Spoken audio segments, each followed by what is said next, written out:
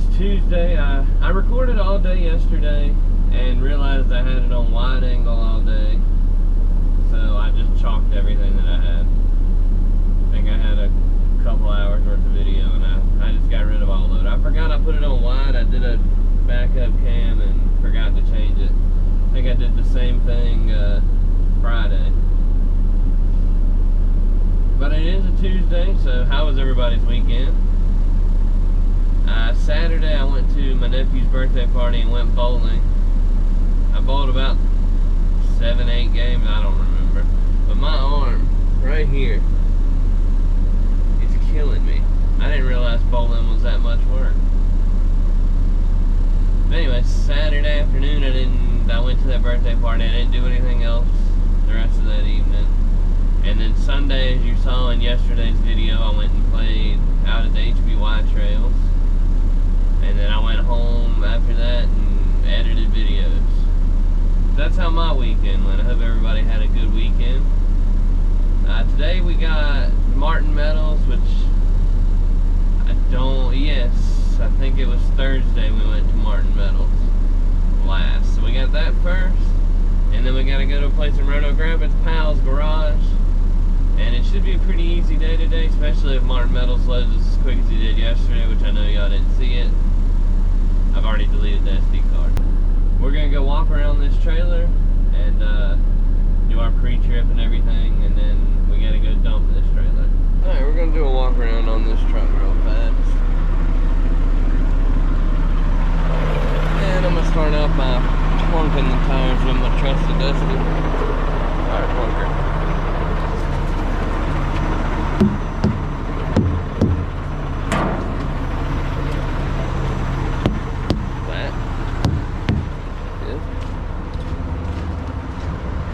Lights.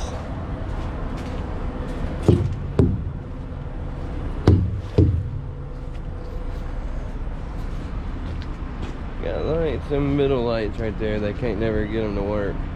They keep unplugging. They gotta change the plugs on them or something so they stay plugged in. So those don't work, but the other two do. The other four do.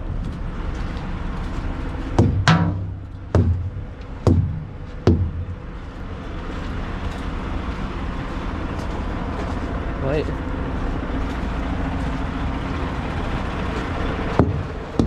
What?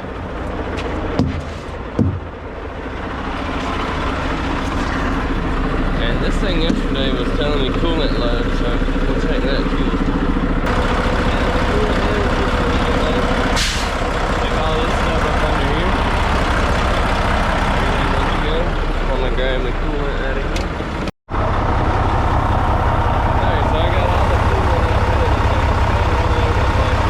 Cooling I could.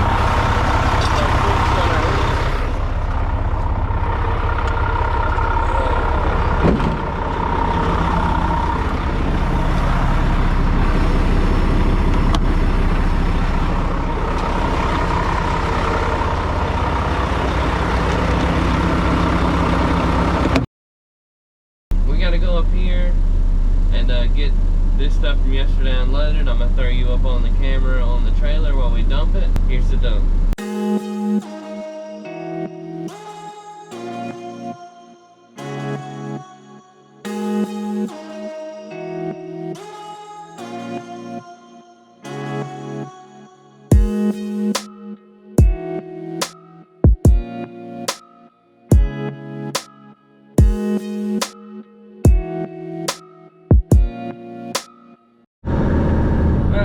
Unloaded, we're on the road again. I had to take care of a little issue you saw in the pre-trip. My truck's going through coolant kind of fast, and I'm not 100% sure why. So I had to go get with my boss so he could get with the shop so we can see about getting it in there. Because I think I put coolant in it like a week ago, maybe a little bit longer than a week ago. We filled it back up and then it was low again. And on these trucks, when the light flashes that it's low, it goes into D rate, so then the truck's slow. Now we're heading down here to Martin Metals and we're gonna pick up a load of mixed shred from them. I got my 1 gallon Got my time-lapse cameras in a different spot today. I hope it stays up there through the ride. It will go dead here soon, but I'm gonna leave it up there until it goes dead, I guess. I hope it'll save the video when it goes dead, but here's that time-lapse.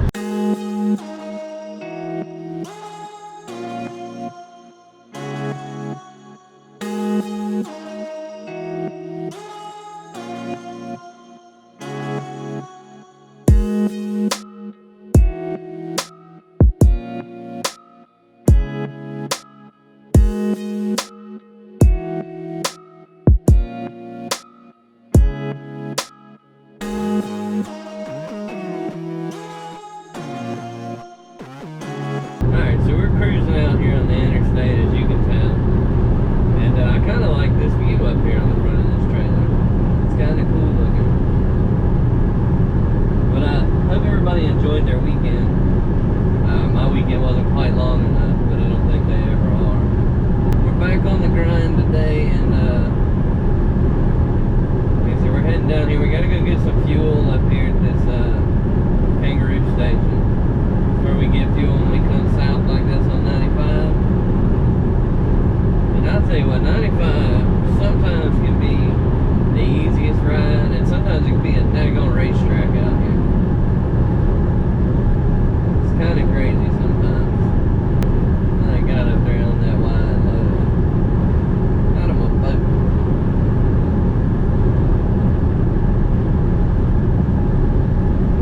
I think it was Hurricane Matthew, I think it was.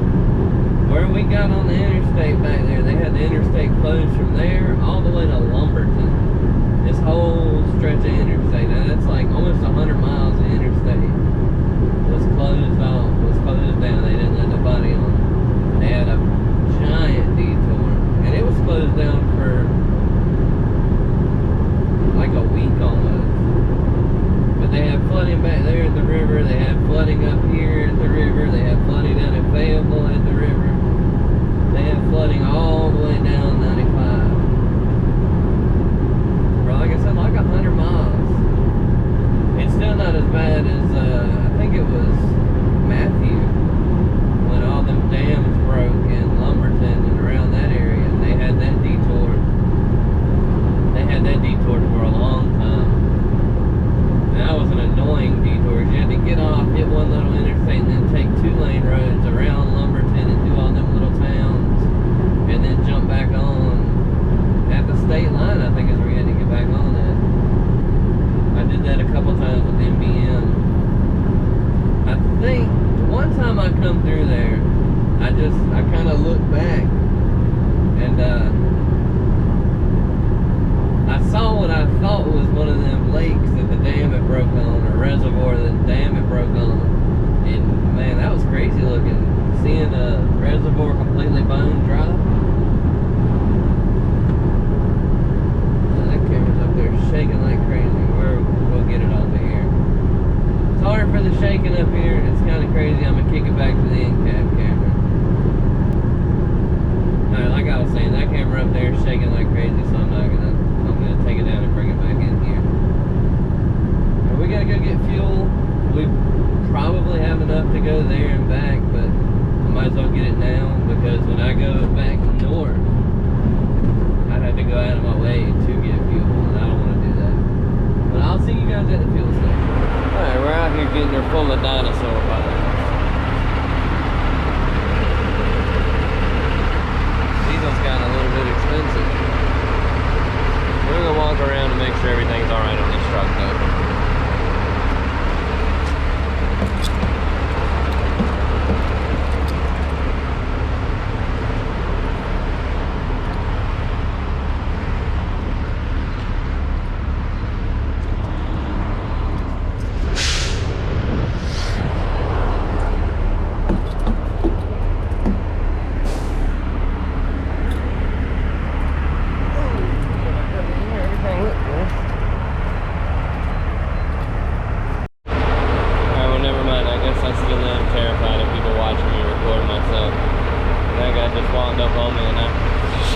Shoved that thing in my pocket. I'm glad I don't have to pay for fuel though. the good part about working for a company. It's their fuel, not mine.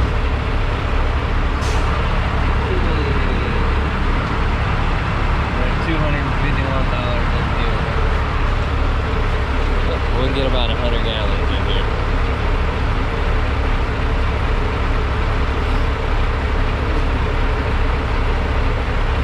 See what this sign says here. See if this one says it.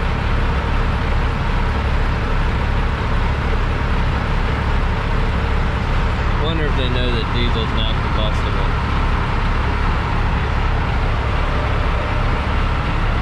$255. We're gonna put a little more in here.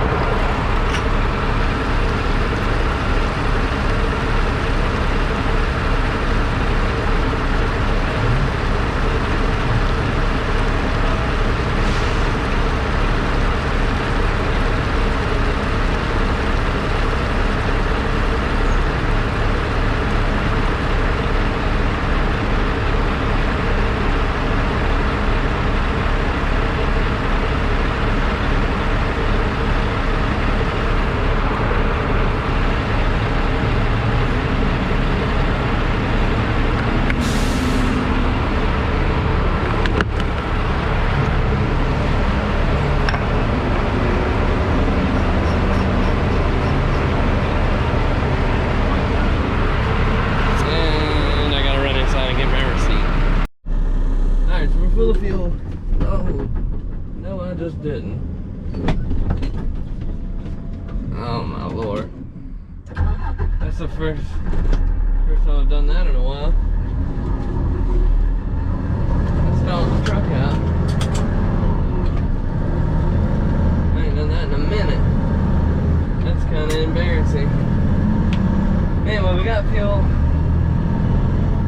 And we're gonna hop back on 95 for a mile. We're gonna hop on 264 and then we'll hop on 58 and we'll be on our way there. 58's basically the last road we get on. Yeah, I thought I was confident enough to hold my GoPro on my stick and talk to myself while standing around other people, but that man come out there to sweep up where I was at and it kind of threw me for a loop there. I immediately lost all confidence.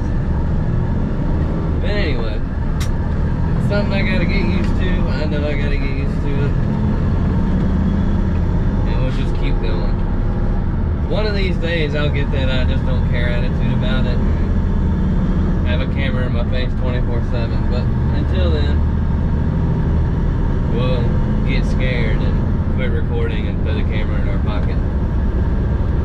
It's kind of funny. They're trying to let me in. I am gonna stop the truck up here when we get off 264 at 58, and I'm gonna pull that camera off from up there because it's gonna need to charge here in a minute, and I can't run a cable.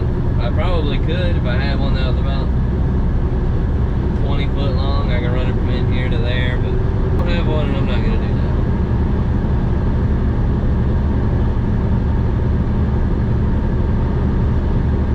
Their printer went down, man. Especially when there's people waiting in line, because their first pump out there has been out of service for about a month now. Since whenever the gas shortage was, their first pump's been out of service, and the printer was out on that one, and you saw. I don't like having to go inside and get my receipt, especially when there's people waiting, because that stop it's got parking for trucks, but there's nowhere to. If I would have pulled out like I would have done at a normal truck stop, you know, pull out, go inside and get your receipt. If I'd have done that there, anybody who tried to leave would have been blocked, because the gap between the pumps and the truck parking is like a truck length. So as soon as I pull out to give the next guy room to get in, I'm blocking up the rest of it. Plus, their pumps are offset, so if you got dual tanks, like I got one tank on this truck, if you have dual tanks, you have to pull up kind of weird because the driver's side pump sits back, and then the passenger, like it's like there's 4 pumps on both sides. So there's 4 pumps at each stall. There's 2 on each side. But the front one on the passenger side is where the satellite pump is, not the rear one. And then on the driver's side, it's the rear one. And then the front one, I guess, is the satellite pump for the other side. I had never seen it like that. Like most truck stops you go to, they're even. Everything's built into one. Except for there. It's kind of weird. Alright, we're going to cruise down 264 here, and when we get to 58, I'm going to stop the truck. I got to get out and get that camera and put it up here so I can put a charge on it, because it will go dead. That battery doesn't last that long in that camera. I'll talk to y'all when we pull up on the scales at Martin Metal. Alright, so we're pulling up here to Martin Metals. Shoot up on their scale, and then we're going to go over there to where that man in the bulldozer's at. So we are getting mixed shred today. Yesterday, which I don't have any video of that, yesterday I come up here and thought we were getting mixed shred then. That's what was written on my schedule. And I get here, we got iron and cast, which is what we dumped this morning. This load ought to be lighter. He doesn't normally load this real heavy, especially in this trailer. I might get 70-some thousand on here. We're 40,150 on their scale right now. And I'm going to throw you up to the top while time lapse is getting loaded.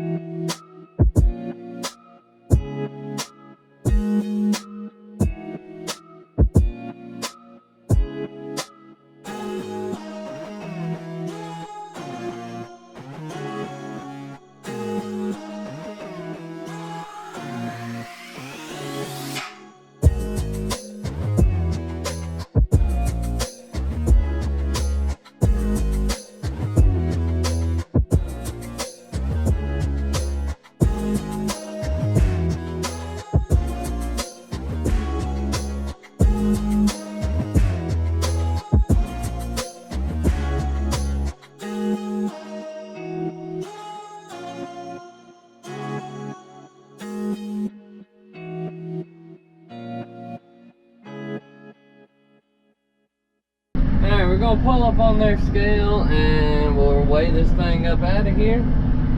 I have to plug this front facing GoPro up, and it only had 60-some% on the battery when I put it up on top up there. Let's see what we got here. 70,000, 71,000. Not a bad load. That's an easy run back.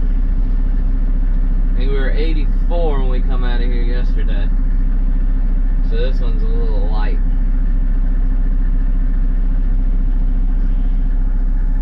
Well, I'm gonna throw a time lapse on of us getting back to the yard, and I'll talk to you when I get back to Rocky Mount.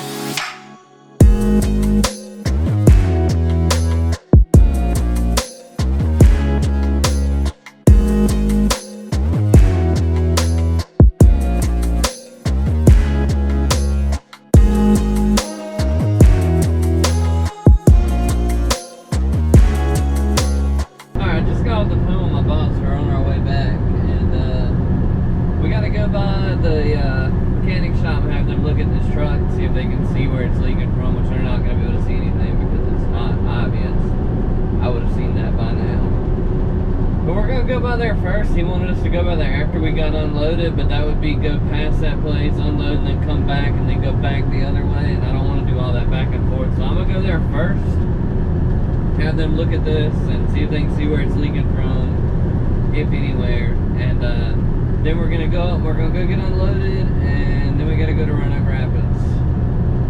That place is, that's not a bad little place up there. It's easy to get to. I can go straight up 48, but I'm probably going to take 95 because it's a little bit faster. And I'll tell y'all after we leave the mechanic shop, I'll see what they say, and I'll report back in a minute. Alright, the tech just got done looking at this, and I'm going to have to bring it up here at some point. I don't know when they're going to want me to bring it up here, but he said I'm going to bring it up here and put it through a pressure test. He said the radiator's definitely leaking, and that it's probably going to have a new radiator put in it, which it's not something like that. Radiator leak's not something that I can see when it's not under pressure, which is how a lot of it. I had in my Jeep video, that brown Grand Cherokee I had a radiator leak in it as well. But the only time you could tell it was leaking was when it was under pressure.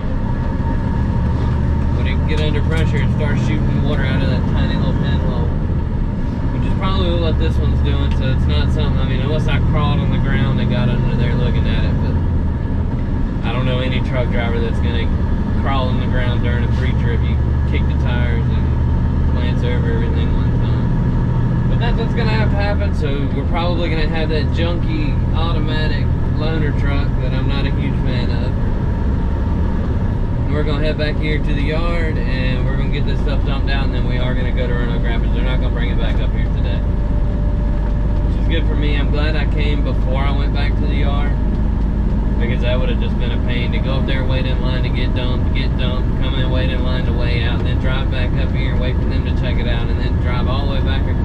Because this is on the southern part of town, and I gotta go to Roanoke Rapids, which is north of Rocky Mount. And it's just been too much going back and forth. But we're back on 301. We're gonna make this turn and go back to the yard. I'll see you guys in. Alright, we're done dumping. We're gonna head up here and weigh this thing out and head up to Roanoke Rapids. I didn't put my camera up on the top to watch it dump or record it dump, because if you've seen it once, you've seen it 1,000 times. Plus, when I got back here, there was a guy rolling up behind me. I didn't want him to have to wait while I put a camera up on my trailer. Anyway, like I said, we're getting ready to weigh out, and we'll head to Roanoke Rapids, and we're in Roanoke Rapids. We are at Powell's Garage. Powell's Garage is it's a junkyard. I think it's a U-Pull-It too. I think you can come in here and get parts out of here. But it's a decent sized yard, and it's usually well kept as far as pad cleanliness and where they because they're a scrap yard as well, so you can bring metal in here. And they usually keep it well clean. There's plenty of space to turn a truck around in here. It's not like where we went yesterday at R. Stroud's. That place is beyond tight. The only tight spot here is getting up onto their scales. They got these two holes in the way, and the gate's kind of tight. But other than that, the rest of it's easy to get into. Just make sure I don't hit my hinge on their pole. I did not. Go back here and get loaded up with some shred. I'm not going to put the camera up top again because it's charging right now, and it's still taking a time lapse. But I will see you when we leave. We're 40,000 pounds even coming in here. I'll read the weight off when we leave. Alright, so we're done getting loaded. Not gonna lie, I actually fell asleep there. I was listening to a World War II documentary and fell asleep for like 25 minutes. That's one of the best naps I've taken in a long time. We're gonna go up here and squeeze onto their scale and weigh out. We're not gonna go back 95 South because 95 South had pretty bad traffic south of the scale, so like around 145 or so. We'll go back down 48 and we'll avoid all that traffic. And we're gonna have to, it's 3:21 now, we'll have to weigh this in and turn our little paper in, and we're gonna park it and we'll head to the house.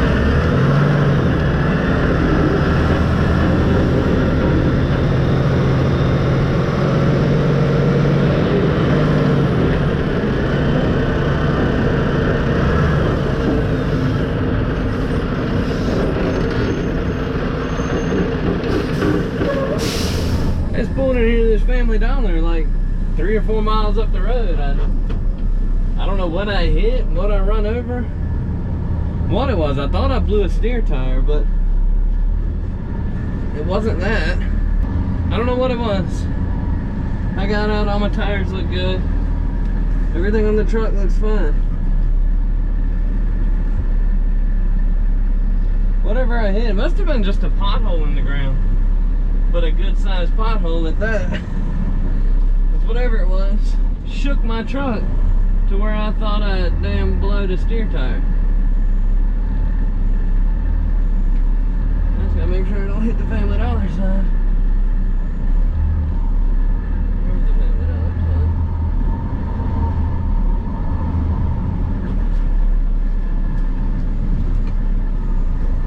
I'm gonna look up the road when we get back out here to the street.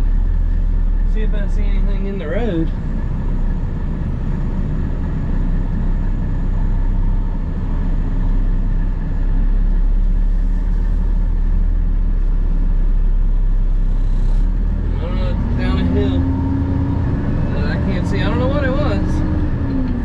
Going back that way though. I could have swore I blew a steer tire. Or blew some kind of tire. Oh well. We'll keep moving. Maybe up there I'll be able to see if I hit a piece of metal on a tree or something.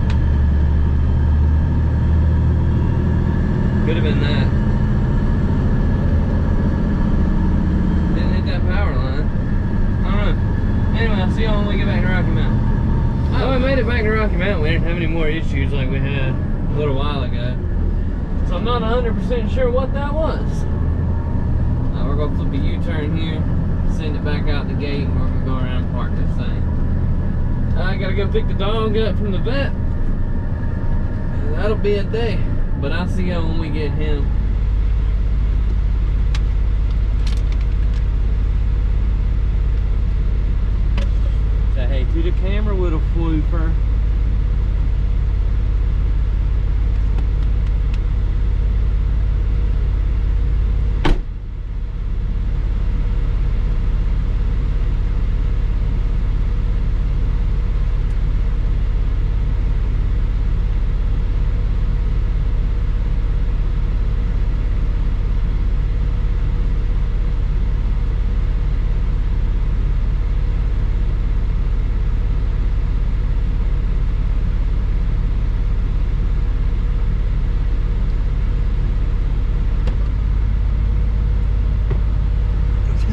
to the camera. Look right here.